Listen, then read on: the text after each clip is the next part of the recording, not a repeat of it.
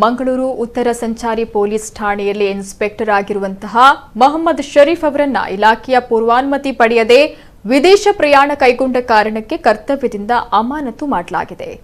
ಮೊಹಮ್ಮದ್ ಶರೀಫ್ ತನ್ನ ಮನೆಯಲ್ಲಿ ಧಾರ್ಮಿಕ ಕಾರ್ಯಕ್ರಮ ಇರೋದ್ರಿಂದ ಮಾರ್ಚ್ 16ರಿಂದ 19ರವರೆಗೆ ರಜೆ ಪಡೆದಿದ್ರು. ಅಲ್ಲದೆ ಮಾರ್ಚ್ 20ರಂದು ಹೆಚ್ಚುವರಿ ರಜೆಯನ್ನು ಕೂಡ ಪಡೆದುಕೊಂಡಿದ್ರು.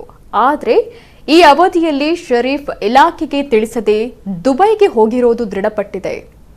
ಪೊಲೀಸ್ ಸೇವೆಯಲ್ಲಿದ್ದವರು ಇಲಾಖೆಯ ಪೂರ್ವಾನುಮತಿ ಪಡೆಯದೆ ವಿದೇಶ ಪ್ರಯಾಣವನ್ನ ಕೈಗೊಳ್ಳುವಂತಿಲ್ಲ.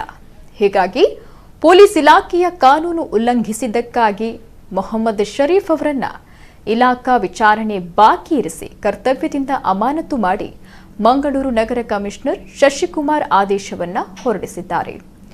ಜವಾಬ್ದಾರಿಯುತ ಸ್ಥಾನದಲ್ಲಿದ್ದುಕೊಂಡು ಅಶಿಸ್ತು ಪ್ರದರ್ಶಿಸಿದ ಹಿನ್ನೆಲೆ ಶರೀಫ್ ಅವರನ್ನ ಮುಂದಿನ ಆದೇಶದವರೆಗೆ ಕರ್ತವ್ಯದಿಂದ ಅಮಾನತು ಮಾಡಲಾಗಿದೆ.